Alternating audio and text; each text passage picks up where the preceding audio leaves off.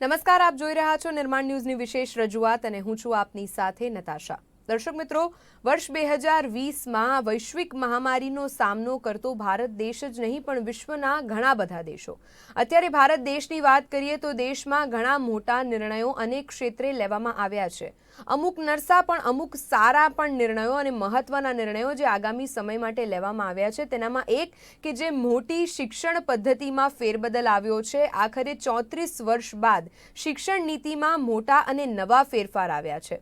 હવે આ કેવા ફેરફાર છે, જે નવા ફેરફાર કરવામાં આવ્યા છે, જે ફેરબદલ કરવામાં આવ્યા છે તેનાથી આગામી સમયમાં શિક્ષણ નીતિમાં કઈ રીતે સુધાર આવી શકે અથવા તો પછી નીતિમાં કઈ રીતનો બદલાવ આવશે, શું વિદ્યાર્થીઓ આ નીતિને અપનાવશે અને અપનાવતા થશે અથવા તો આગામી સમયમાં તેમને કોઈ અણઆડવતનો સામનો કરવો પડશે કે કેમ, આ તમામ બાબતોની ચર્ચા કરવી અત્યારે જરૂરી છે। જેમ ગતરોજ HRD મિનિસ્ટ્રીનું નામ બદલીને શિક્ષા મિનિસ્ટ્રી કરવામાં આવ્યું છે અને ત્યારબાદ આ નવા નિયમો જે પ્રજા સમક્ષ મૂકવામાં આવ્યા છે તેની ચર્ચા લઈને આજે ઉપસ્થિત થયા છે। જો કે ભારત દેશની વાત આવે છે ત્યારે લિટરસી રેશિયો વધારવા ઉપર સતત સરકાર ધ્યાન આપવાનો પ્રયાસ કરી રહી છે। ગુજરાત રાજ્યની વાત કરીએ તો શિક્ષણનું કથળતું જતું સ્તર અને તેના પર આપણે અનેક વિષદ ચર્ચા કરતા આવ્યા છે। અત્યારની પરિસ્થિતિને ધ્યાનમાં રાખીને જ્યારે હજી પણ વિદ્યાર્થીઓની શાળા કોલેજ રાબેતા મુજબ કરવામાં નથી આવી, એક તરફ ઓનલાઈન એજ્યુકેશનનો સવાલ છે, બીજી તરફ બાળકોના ભણતર ન બગડે તેની ઉપર ધ્યાન આપવામાં આવી રહ્યું છે। આ તમામ બાબતે સરકાર કટિબદ્ધ છે, પણ આગામી સમયમાં જે નવા ફેરબદલ છે તેને કયા વર્ષથી અમલમાં મૂકવામાં આવશે, અમલમાં મુકાયા બાદ તેના ફેરબદલ કઈ રીતે અને કઈ દિશામાં આગળ વધશે અને વિદ્યાર્થીઓ માટે આ ફેરબદલ કેટલા લાભદાયક છે, આ તમામ બાબતોની ચર્ચા કરવી હિતાવહ છે। મોદી સરકારે જે ધરમૂળથી ફેરફાર કર્યો છે કે હવે માત્ર ધોરણ 12માં જ બોર્ડની પરીક્ષા રહેશે, એમફિલની ડિગ્રી બંધ કરી દેવામાં આવશે, ઘણા બધા ફેરબદલ કરવામાં આવ્યા છે। જે પહેલાં સિસ્ટમ સક્રિય કરવામાં આવી હતી કે જે 10+2ની સિસ્ટમ હતી તેની જગ્યાએ હવે સિસ્ટમ બદલીને 5+3+3+4ની સિસ્ટમ લાગુ કરવામાં આવનાર છે। 3 થી 8 વર્ષના બાળકો જે પ્રથમ 5 ધોરણ, ત્યારબાદ 8 થી 11 વર્ષના બાળક ધોરણ 6 થી 8, 11 થી 14 વર્ષના બાળક ધોરણ 9 થી 11માં અભ્યાસ કરશે અને ત્યારબાદના 4 વર્ષ કોલેજના રહેશે। એટલે કે હવે ગ્રેજ્યુએશન જે અમુક 3 વર્ષ અને અમુક કોર્सेसમાં 4 વર્ષનું હતું તેને બદલે હવે ગ્રેજ્યુએશનની ડિગ્રી 4 વર્ષની કરવામાં આવી છે। નવી નીતિમાં બોર્ડની પરીક્ષાઓ પણ તણાવમુક્ત કરવા પર ખાસ ધ્યાન આપવામાં આવ્યું છે। હવેથી વિષય જે ભણાવવામાં આવશે તેનામાં મુદ્દાસરના વિષયો ઉપર ખાસ ભાર મૂકવામાં આવશે, તે જ રીતનો અભ્યાસક્રમ ગોઠવવામાં આવશે। આ ઉપરાંત જે NCERTની ગાઈડલાઇન્સ છે તેનું પાલન કરાશે અને NCERTના પણ નવા અભ્યાસક્રમની ગોઠવણી કરવામાં આવનાર છે। જો કે હાલ તો આ જાહેરાત બાદ એવું લાગી રહ્યું છે કે આગામી સમયમાં 2021 થી 2022નું જે વર્ષ છે તેનામાં આ નીતિનું અમલીકરણ થઈ શકે છે, પણ આગામી સમયમાં જ્યારે શિક્ષણ નીતિમાં ફેરફાર થવા જઈ રહ્યા છે ત્યારે અમુક એવા શિક્ષણ ક્ષેત્રે સંકળાયેલા લોકો અને શિક્ષણવિદો પાસેથી જાણી લઈશું કે અત્યારની આ પરિસ્થિતિને ધ્યાનમાં રાખીને આ ફેરબદલ અને આ ફેરફાર કેટલા યથાયોગ્ય અને કેટલા લાભદાયક બની શકે છે। આપણી સાથે ચર્ચા કરવા માટે આજે કાર્યક્રમમાં શાળા સંચાલક પ્રમુખ અજય પટેલ જેઓ રાજકોટથી જોડાયા છે। સૌથી પહેલો સવાલ તેમને કરીશ। અજયજી, મારો સવાલ આપને રહેશે કે નવી શિક્ષણ નીતિમાં મલ્ટિપલ એન્ટ્રી એક્ઝિટ સિસ્ટમ લાગુ કરવાનો નિર્ણય લેવામાં આવ્યો છે। પહેલાં તો આપણે ડિટેલમાં ચર્ચામાં જઈએ તે પહેલાં જે નિયમો અને જે મુદ્દાઓ આપણી સમક્ષ આવ્યા છે કે શિક્ષણ નીતિમાં આખરે 34 વર્ષ બાદ મોટા ફેરફાર જે થયા છે તેને આપ કઈ રીતે જોઈ રહ્યા છો?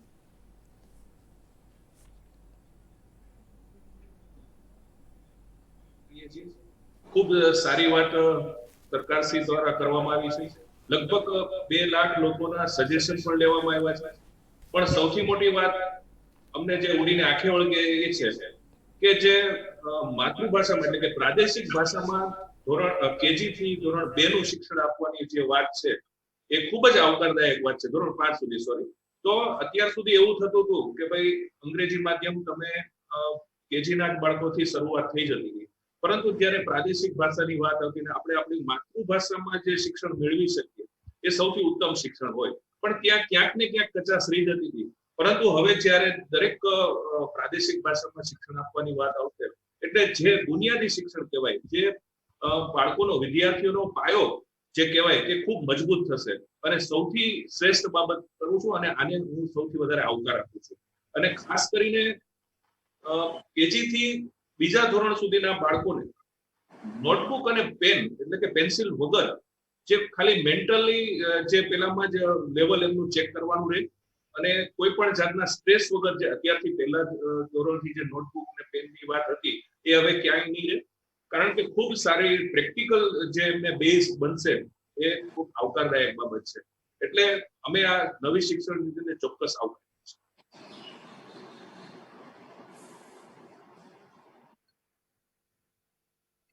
શિક્ષણ નીતિને આવકારે છે જ્યારે આપણે શાળા સંચાલકોની વાત હોય, અધ્યાપકોની વાત હોય, પ્રિન્સિપલની વાત હોય. જો કે આ નીતિમાં ફેરબદલ આવવાથી હવે કેવા પડકાર કદાચ શિક્ષણ જગતમાં અનુભવવા પડી શકે છે તે બાબતની પણ ચર્ચા આગળ વધારીશું. નીરવ ઠક્કર આપણી સાથે શાળાના પ્રિન્સિપલ છે, તેઓ પણ આપણી સાથે પેનલ ઉપર જોડાયેલા છે. નીરવજી, મારો સવાલ આપને રહેશે, 34 વર્ષ બાદ આખરે જે શિક્ષણ નીતિમાં ફેરબદલ કરવામાં આવનાર છે અને આગામી સમયમાં તેનું ઇમ્પ્લિમેન્ટેશન ક્યારે થશે તે ગાઈડલાઇન્સ હજી બહાર પડવાની બાકી છે, પણ જે મુદ્દાઓ આપણી સમક્ષ આવ્યા છે તેને આપ કઈ રીતે જોઈ રહ્યા છો? મને એવું લાગે છે કે આમ તો 34 વર્ષ પછી આ નવી શિક્ષણ નીતિ આવી. મૂળ 1986માં અગાઉ નવી શિક્ષણ નીતિ આવી હતી ને ત્યારબાદ 1992માં થોડાક નાના ફેરફાર થયા અને એ પછી એક રાઇટ ટુ એજ્યુકેશન એટલે આરટી એક્ટ 2009માં આવ્યો. આમ આ 3 ફેરફાર સિવાય મૂળભૂત શિક્ષણ પદ્ધતિને ક્યાંય સ્પર્શ આટલા 34 વર્ષમાં કર્યું નથી. મને અને શિક્ષણ અને સમાજ એ બધું પરિવર્તનશીલ છે. આપણે જોઈએ છે કે ટેકનોલોજીના યુગમાં છેલ્લા 15 થી 20 વર્ષમાં સોશિયલ મીડિયાનો પ્રભાવ એ બધાના કારણે બહુ જ મોટા બધા સમાજમાં પરિવર્તન આવ્યા. એટલે આ હું એવું કહીશ કે આ શિક્ષણ નીતિ, નવી શિક્ષણ નીતિ it was a need of hour. એ બહુ જરૂરી હતી, બહુ જ યોગ્ય સમયે આવી છે. એની પાસેથી બહુ બધી આશાઓ છે.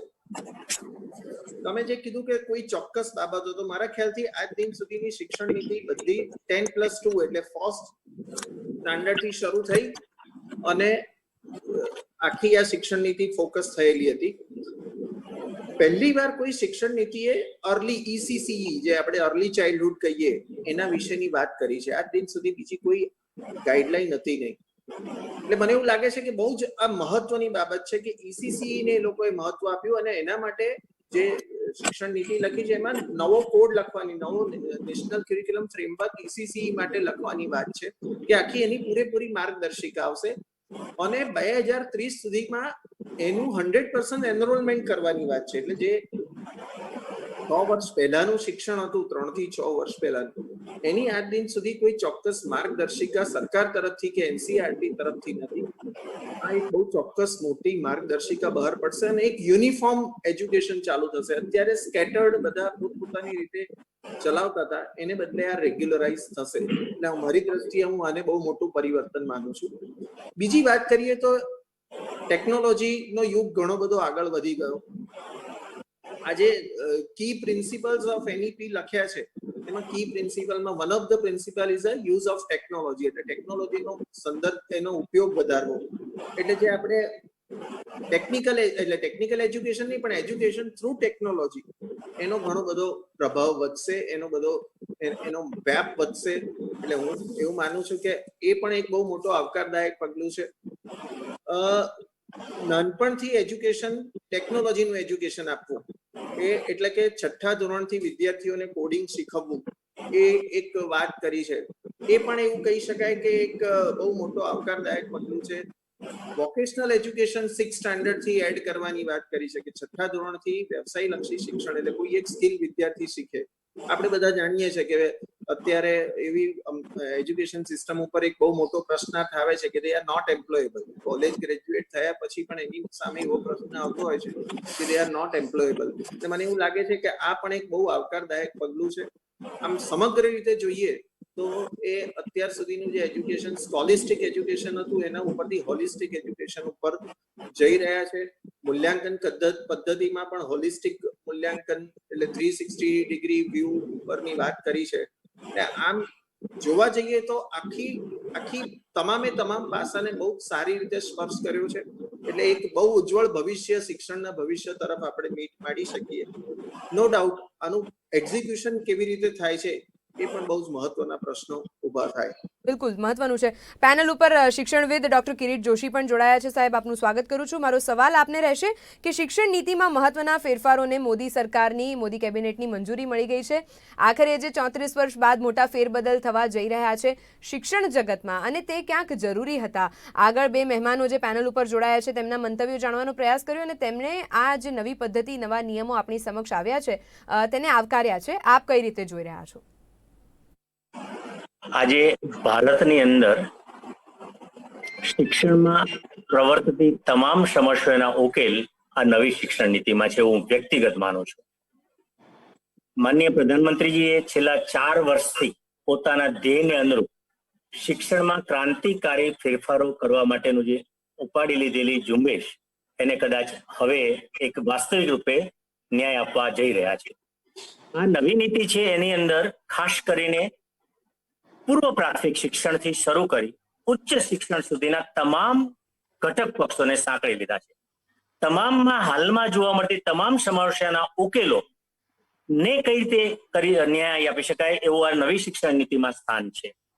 ખાસ કરીને બાળ કેળવણી એ માતૃભાષામાં જ હોવી જોઈએ એવું આંતરરાષ્ટ્રીય મનોવૈજ્ઞાનિકો અને કેળવણીકારો પણ કહે છે.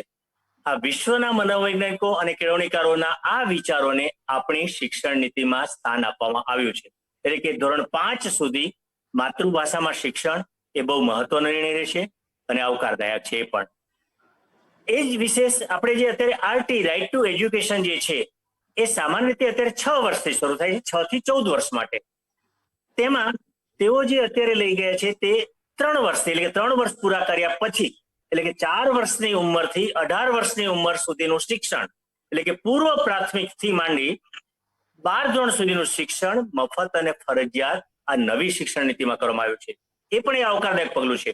એમાં કઈ સમસ્યા હાલ થઈ રહી છે તો હાલમાં જે આરટી અંતર્ગત જે 6 વર્ષ પછી જે પ્રવેશ અપાતો હતો પહેલા ધોરણમાં, એના કારણે શાળાઓમાં જે પૂર્વ પ્રાથમિક શિક્ષણ ચાલતું હતું, કેજીમાં જે બાળકો પ્રવેશ મેળવતા હતા એમને આરટી નો લાભ નહોતો મળતો. હવે જો એ આરટી વાળા અહીં લેવા હોય તો એ બાળકોને ન લઈ શકે.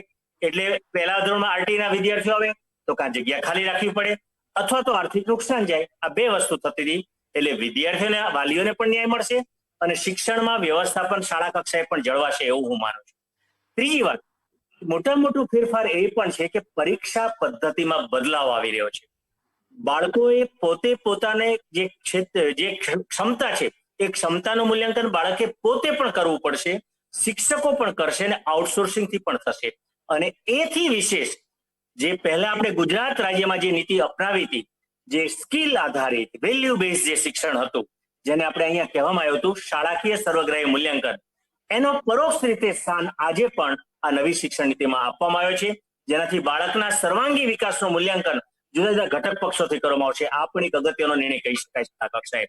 અને એથી વિશેષ શિક્ષકો માટે પણ જે ભરતી હવે થશે તે ક્ષમતા ધરાવતા હશે તો જ એમને સ્થાન હશે. આ શિક્ષકો એની પાસે ક્ષમતા નહીં હોય અને ડિગ્રી હશે તો એને સ્થાન શિક્ષક તરીકે નહીં મળી શકે.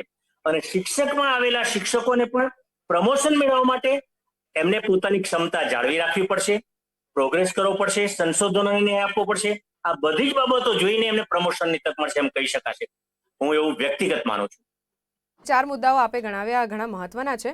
હવે જે શિક્ષકોનો મુદ્દો આપે છેડ્યો છે, ડોક્ટર કિરીટ જોશીએ જે પેનલ ઉપર મૂક્યો છે કે હવે જે શિક્ષકોએ પણ પોતાની ક્ષમતા જે છે દરરોજ વધારતી રહેવી પડશે અને વધારતા રહેવું પડશે. તેનું મુખ્ય કારણ છે કે જે રીતે નીરવજીએ પણ જણાવ્યું હતું પેનલ ઉપર કે આપણે બાળકોને એડ્યુકેશન આપતી વખતે જે ટેકનિકાલિટીનો ઉપયોગ અથવા તો ટેકનિકાલિટી શીખવાડવી પડે છે.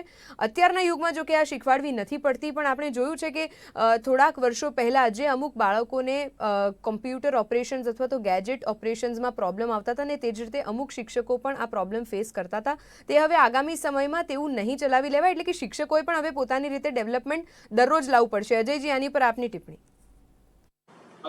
ચોક્કસ બહુ સારી વાત છે. એનો અનુભવ અત્યારે જ આપણે કરી રહ્યા છીએ કે કોરોનાની મહામારીમાં ઓનલાઈન એજ્યુકેશન સ્ટાર્ટ થયું.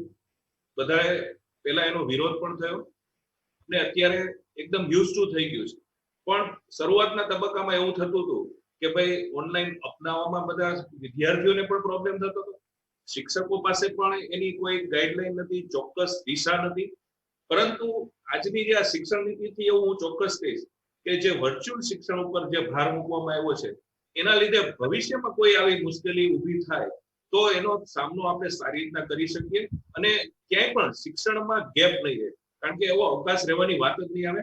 ત્યારે આ ખૂબ સારી વાત થઈ છે કે ઓનલાઈન શિક્ષણ હોય કે જે ટેકનિકલ જે આપણે પેલાને ડિજિટલ પેલામાં જવાનું છે અને વર્ચ્યુઅલમાં તો એવું કહેવામાં આવ્યું છે કે 8 ભાષાઓમાં એ શિક્ષણ આપવાની વાત છે. ત્યારે ખૂબ સારી વાત છે. ખાસ કરીને જે કિરીટભાઈએ કીધું કે 11 અને 12 ધોરણમાં જે પરીક્ષા પદ્ધતિનો બદલાવ આવે છે, બોર્ડ પરીક્ષાનું જે સ્ટુડન્ટ ઉપર જે પ્રેશર બહુ રહેતું હતું અને એના ઉપર જે ફોકસ કરવામાં આવ્યું છે. અત્યારની સિસ્ટમ એવી છે કે ફક્ત પરીક્ષા લક્ષી શિક્ષણ આપવામાં આવતું હતું.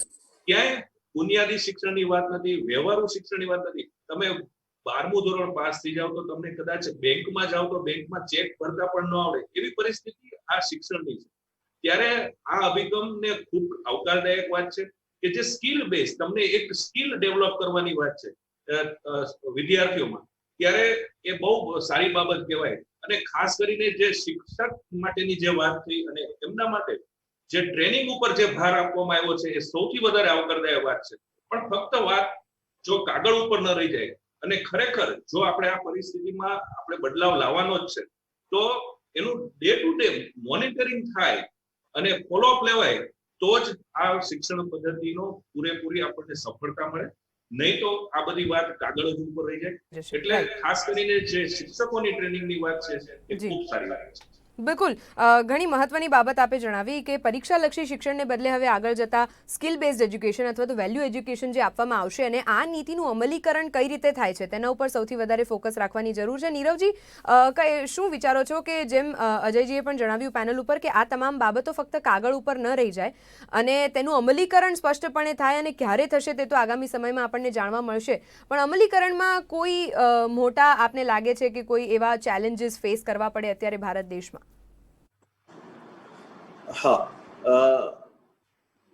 પણ જ્યારે કોઈ પણ પોલિસી આવે ત્યારે ઓન પેપર દરેક પોલિસી બહુ સરસ હોય છે. કોઈ પણ આપણે એનો જ્યારે બેઝિક ડોક્યુમેન્ટ ચેક કરીએ તો it is a master document which is a drafted like it is a beautiful drafted document. જ્યારે વાસ્તવિકતા ઉપર જ્યારે એનું અમલીકરણ આવે ત્યારે આ બધી બહુ મોટી બધી ચેલેન્જીસ ઊભી થતી હોય છે, કારણ કે દરેકના પોતપોતાના અર્થઘટન હોય છે. એટલે હું આને જે એક્ઝિક્યુટ કરવું એને બહુ મોટી ચેલેન્જ માનું છું.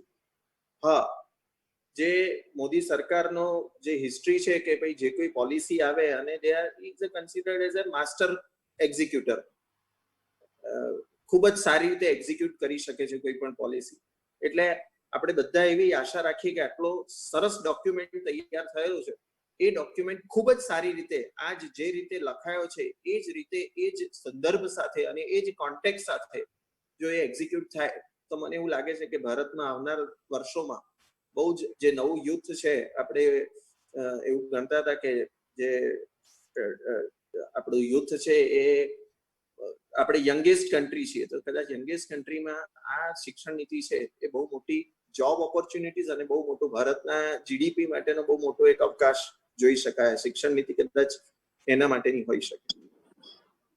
સકારાત્મક દિશા તરફ જ વિચાર કરીશું કે જ્યાં સુધી આનું અમલીકરણ કઈ રીતે થાય છે અને ક્યારે થાય છે તે સવાલ ઉપર હજી પણ પ્રશ્નાર્થ ચિહ્ન છે. જો કે આગળ જતાં આપણે જ્યારે ચર્ચામાં લઈએ ત્યારે મારો સવાલ ડૉક્ટર કિરીટ આપને રહેશે કે આ શિક્ષણ નીતિનો જે સૌથી મહત્વનો મુદ્દો જે મને લાગ્યો કે જેમ વેસ્ટર્ન કલ્ચર, જેમ ફોરેન એડ્યુકેશન કલ્ચર છે કે જેનામાં 2 ઇન્ટેક્સ હોય છે, વર્ષમાં 2 વખત ઇન્ટેક કરવામાં આવતો હોય છે અને જે દરમિયાનમાં આપે ઇન્ટેક કરવું છે તે આપને એટલે કે સ્ટુડન્ટને એક ફ્લેક્સિબિલિટી રહે છે. જો કે હાયર એજ્યુકેશનમાં તેને મહત્વ વધારે આપવામાં આવતું હોય છે, પણ આપણે જે નવી સિસ્ટમ લાગુ કરવા જઈ રહ્યા છે તેનામાં પણ મલ્ટિપલ એન્ટ્રી એક્ઝિટ સિસ્ટમ લાગુ કરવાનો એક નિર્ણય છે, તેના ઉપર થોડોક પ્રકાશ પાડો.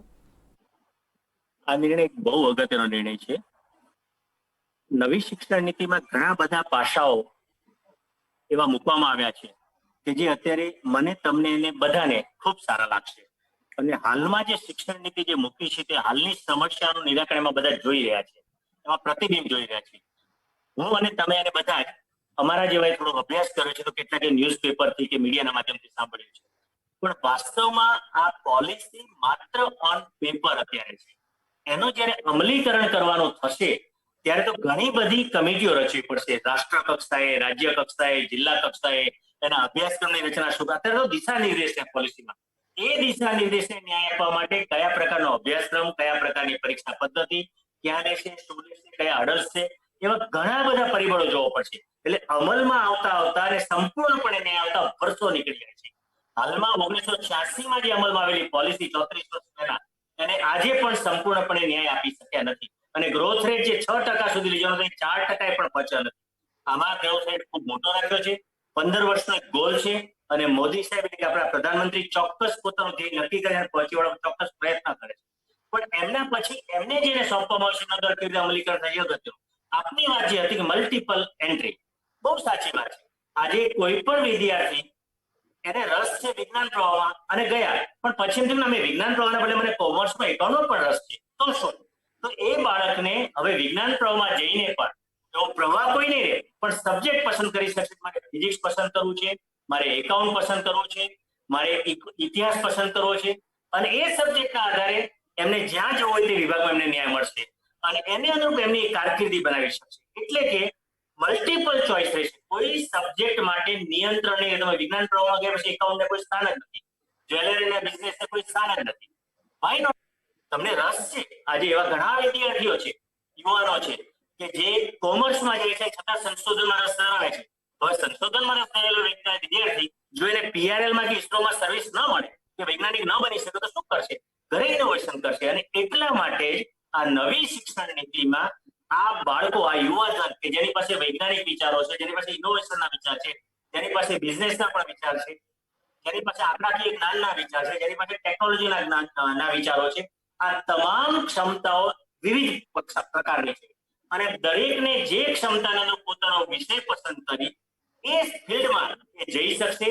અને એ સ્કિલને જ વિદ્યાર્થીના શિક્ષકો, વિદ્યાર્થીના પ્રાધ્યાપકો એને અવલોકન કરશે અને અવલોકન કરીને એ સ્કિલ તરફ વધારે ડેવલપ કરવા માટે પ્રયત્ન કરશે, જેના કારણે આ રાષ્ટ્રને એક સારું યુવાધન મળી રહેશે. બાળકો તણાવ અભ્યાસ કરી શકશે, સ્ટ્રેસ નહીં, અને એક સમયે ચેન્જ કરવો એ સબ્જેક્ટ તો પણ ચેન્જ કરીને બીજો સબ્જેક્ટ રાખી શકશે. એટલે એને જે ફિલ્ડમાં જવું છે એની કારકિર્દીની તક મળશે.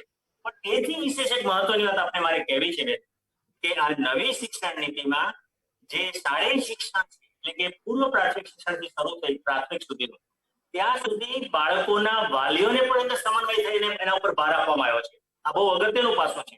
અને જ્યારે શિક્ષણમાં શાળા અને વાલીનો સમન્વય થઈ શકે ને તો એને ઉત્તમ ન્યાય આપી શકાય. હું વ્યક્તિગત માનું છું એને ન્યાય આમાં છે.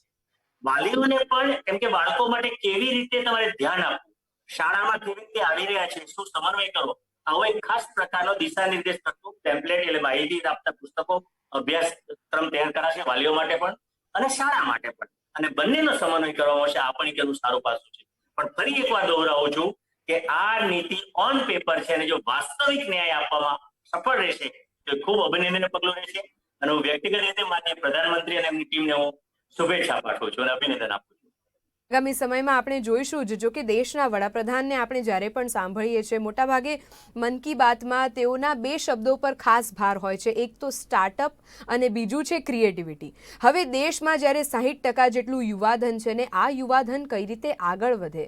જો કે અત્યારની પરિસ્થિતિ અને જે 34 વર્ષ પહેલાંની શિક્ષણ નીતિ છે જેનામાં જે ફેરબદલ લાવવામાં અત્યારે પણ આપણને નિષ્ફળતા મળી છે, તો આખરે હવે તે જાણીને નવી શિક્ષણ નીતિ જ્યારે વાસ્તવિક રીતે અમલમાં મુકાશે અને વાસ્તવિક અમલીકરણ તેનું કઈ રીતે થાય છે. નીરવજી, આપ કંઈ કહેવા માંગી રહ્યા છો? ના આપણે જે આ પરિસ્થિતિને ધ્યાનમાં રાખીને અત્યારે ચર્ચા કરી અને વાસ્તવિક તેનું અમલીકરણ કઈ રીતે થાય છે તેના ઉપર સૌ કોઈ આતુરતાથી રાહ જોઈ રહ્યું છે. જેમ ડૉક્ટર કિરીટે પણ કહ્યું તેમ કે ઘણી બધી કમિટીની રચના કરવામાં આવશે કેન્દ્ર કક્ષાએ, રાજ્ય કક્ષાએ, જિલ્લા કક્ષાએ. ત્યારબાદ તેનું અમલીકરણ કઈ રીતે થાય છે ને અમલીકરણ થયા બાદ પણ જે સરકારનો 15 વર્ષનો ટાર્ગેટ છે, આ 15 વર્ષના ટાર્ગેટ બાદ જો ફ્રૂટફુલ રિઝલ્ટ્સ આપણને મળે તો તેના કરતાં બીજું કંઈ અત્યારે ઈચ્છા રાખીશું નહીં. પણ સકારાત્મકતા આપણે અત્યારે પણ ઈચ્છીશું કે આગામી સમયમાં પણ શિક્ષણ ક્ષેત્રે સારા ફેરફાર આવે અને યુવાધન ભણી ગણીને આગળ વધે તે જ ઈચ્છા સાથે શિક્ષણ નીતિમાં ફેરફાર આજની આ વિષય અંતર્ગતની ચર્ચામાં હાલ બસ. અજયજી, નીરવજી અને ડૉક્ટર કિરીટ અમારી સાથે ચર્ચામાં જોડાયા. આપના સમયનો ખૂબ આભાર. દર્શક મિત્રો, અમલીકરણ થશે ત્યારે જોવાનું રહેશે કે વાસ્તવિકતા કઈ રીતની સામે આવે છે. આજની આ વિશેષ અંતર્ગત હાલ બસ આટલું જ. આવા ઘણા બધા મુદ્દાઓ સાથે ફરી મળીશું. ત્યાં સુધી મને આપશો રજા. નમસ્કાર.